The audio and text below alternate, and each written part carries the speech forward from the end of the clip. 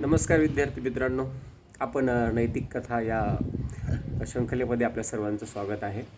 आपण नैतिक मूल्य रुजवण्याच्या दृष्टीने विद्यार्थ्यांना वेगवेगळ्या नैतिक गोष्टी या ठिकाणी सांगत आहोत. तर आजची नैतिक मूल्य आहे प्रामाणिकपणा. तर गोष्ट खूप छान आहे, महत्त्वाची आहे, सर्वांनी समजून घ्यावी. एक मोहन नावाचा मुलगा असतो जो बाहेर खेळत असतो आणि खेळत खेळत त्याची आई त्याला आवाज देते. आवाज दिल्याच्यानंतर मोहन काय करतो, मोहन घरी येतो आणि आईला विचारतो. त्यावेळेस आई म्हणते, हे बाळ, तू काय कर, दुकानामध्ये जा, डाळ तांदूळ आणि साखर हे सामान घेऊन ये. त्यावेळेस मोहन पैसे घेतो, दुकानामध्ये जातो.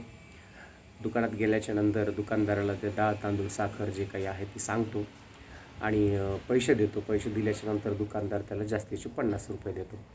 पण इथं मात्र काय होतं, जास्तीचे 50 रुपये आलेत हे मोहनला समजतं, कारण तो हुशार असतो, त्याला लक्षात येतं जास्तीचे पैसे आलेले आहेत. पण तो काहीच म्हणत नाही आहे. सामान घेतो, घरी येतो आणि आईला देतो. दिल्याच्यानंतर लगेच खेळायला जातो.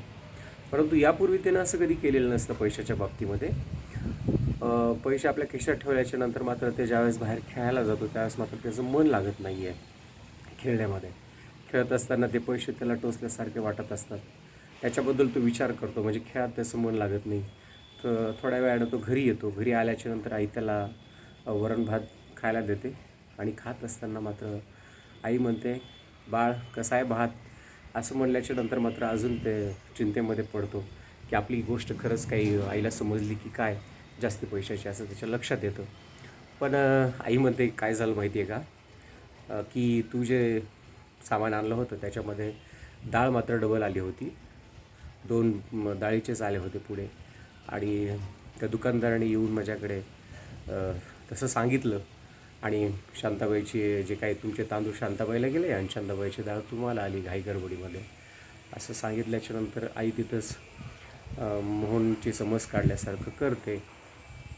आपण मोहन मात्र आता जेवणामध्ये त्याचं मन लागत नाही आहे, कारण मोहनला जे 50 रुपये जास्तीचे आलेले आहेत ते मात्र आता त्याला आपल्या खिशामध्ये कसे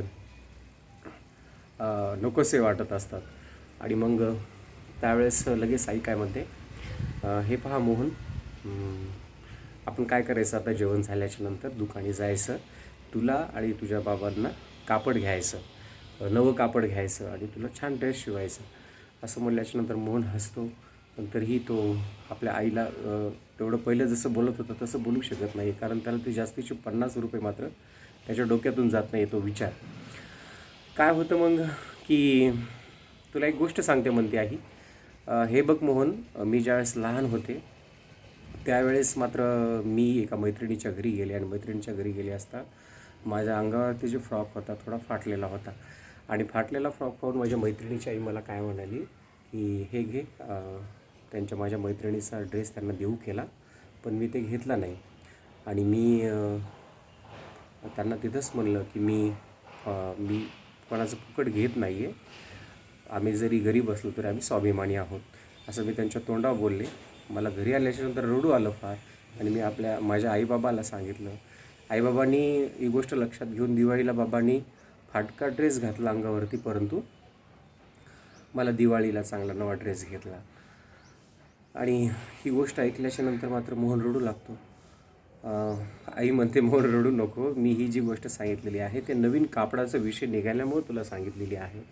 मोहनला मात्र आत्ता राहवत नाही आहे, त्याला जास्तीचे 50 रुपयाबद्दलची जी गोष्ट आहे आलेले ते मात्र आता त्याला नकोसे वाटतात. आणि मोहनला आई काय म्हणते, हे बघ बाळा, आणि तूही माझाच मुलगा आहेस आणि तूही स्वाभिमानीच असणार. असं म्हणल्याच्यानंतर मात्र मोहन आता लगेच आईपासून उठतो, धावत जातो दुकानदाराला, जास्तीचे पैसे आलेले ते देतो. मग तो सकाळी ते सामानामध्ये तुमचे पैसे जास्त आले होते, हे घ्या तुमचे 50 रुपये आणि मला यायला उशीर झाला त्याबद्दल सॉरी, असं म्हणल्याच्यानंतर दुकानदार हसतो आणि डब्यातली त्याला चॉकलेट देऊ करतो. परंतु मोहन मात्र ती चॉकलेट घेत नाही. आता नकार देतो, सॉरी म्हणतो आणि वापस घरी येतो. आणि घरी आल्याच्यानंतर मात्र आईच्या डोळ्यामध्ये डोळे घालून तो आईला म्हणतो, आई होय, मी सुद्धा स्वाभिमानी आहे. विद्यार्थी मित्रांनो, इथं गोष्ट संपलेली आहे. याच्यातलं मूल्य महत्त्वाचं म्हणजे काय आहे, की प्रामाणिकपणा हा जो मूल्य आहे हे फार मोठा दागिना आहे. जो आपण बाळगला पाहिजे आणि आपल्या अंगी तो रुजवला पाहिजे. हे या ठिकाणी महत्त्वाचं आहे. थँक्यू. अशाच गोष्टी ऐकत राहा.